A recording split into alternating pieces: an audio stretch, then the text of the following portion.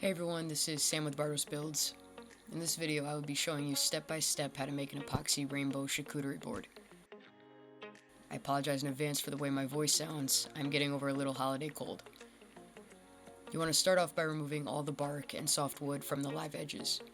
The wood I chose for this project was a double live edge cherry slab, but any hardwood would work.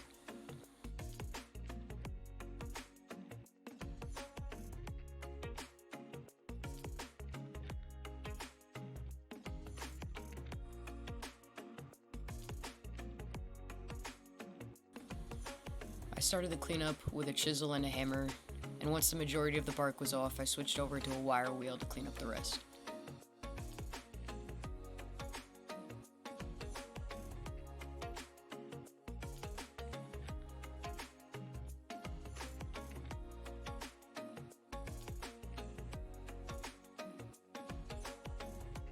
I know it seems like I skipped a few chapters, but the truth is this project was made with offcuts from my other charcuterie board projects. The offcuts were trimmed down to about an inch each and spread evenly in the mold.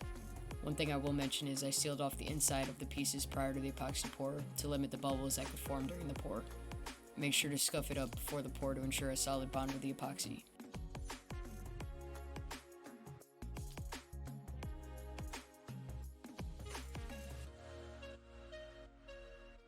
I used liquid glass epoxy for this project, which is two parts, part A and part B.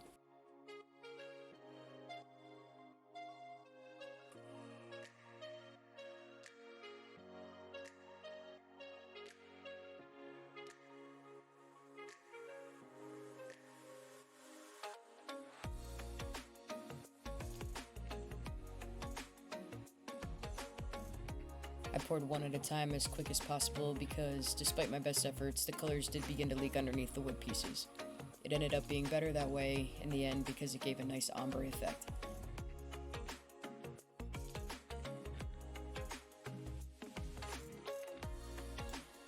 After a few hours, I went back and checked on the pour. I made some swirls in the color, popped any bubbles that formed with a torch, and repeated this process until the epoxy cured.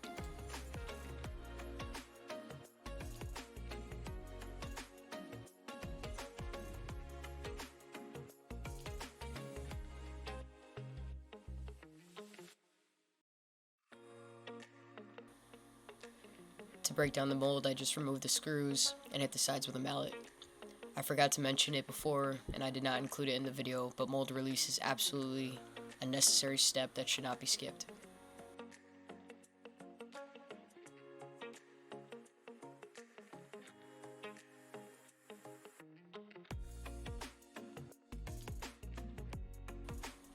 The mold release enables the epoxy and wood to release from the mold without issue.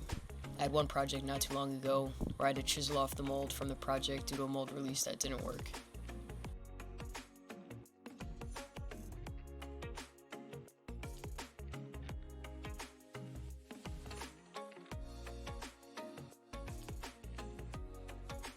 I like to clean up the piece as much as I can prior to beginning the next steps. It might look tedious, but it's actually really satisfying.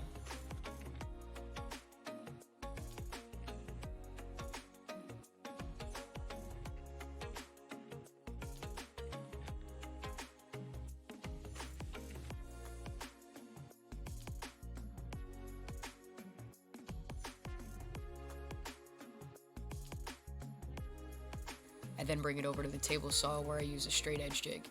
3x3 Customs has an awesome video explaining this jig, as well as a jig you'll be seeing shortly that I use for the planer. I'm new to posting videos, but I will attempt to leave a link for her video in my video description below. Next is the miter saw, and then the planer where I use the jig mentioned before.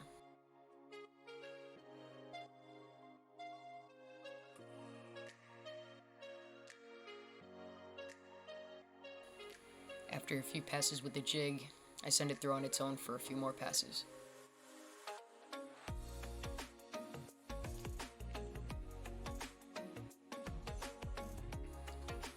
Now that the piece is cut down to the final dimensions and squared up, I begin the sanding process. I won't bore you with all the sanding that took place, but I started out with 100 and finished with 320 grit.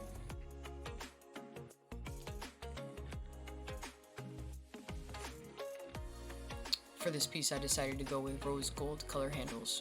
I marked where I wanted the handles to go and countersunk the screws.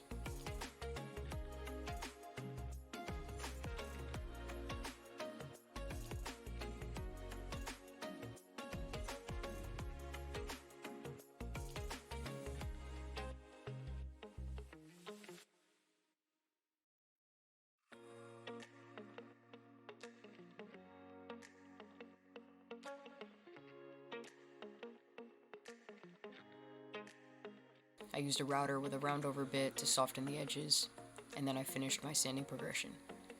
One very important step when you're making a charcuterie board, or really any board that is going to be exposed to any type of liquid, you should raise the wood grain with water. I used a spray bottle to spray the water and finish sanding with 320 grit.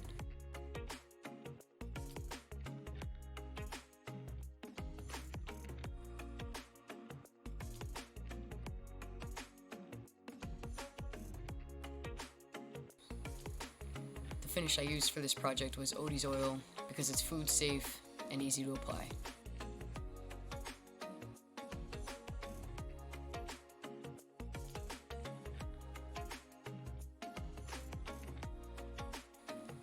I want to take this time to thank you very much for watching this video, and I hope you enjoyed. Here's the final product.